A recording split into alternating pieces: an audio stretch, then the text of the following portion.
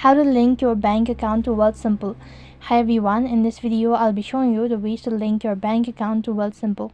In order to link your bank account to Wealthsimple, you have to follow those steps.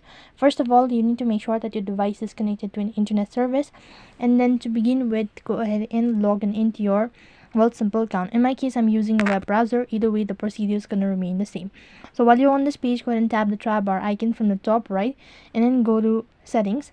As you click on settings, it's going to take you to this kind of field. So from here, you need to go ahead and select the settings for, or that you wish to manage the settings for. And when you are on the following profile page, go ahead and tap the arrow icon from the top right, and then go to add a bank account section. When you do that, you'll need to select the bank account that you wish to add, and after that, it's going to take you to the other field where you need to go ahead and enter in the information of your bank details. So go ahead and select the method of connecting it, and accordingly you can go ahead and link your bank account to Wealthsimple. So that is how you can link your bank account to Wealthsimple. That is all for this video. I hope the video was helpful. Make sure to like, share and subscribe to our channel. Thank you for watching. See you in the next video.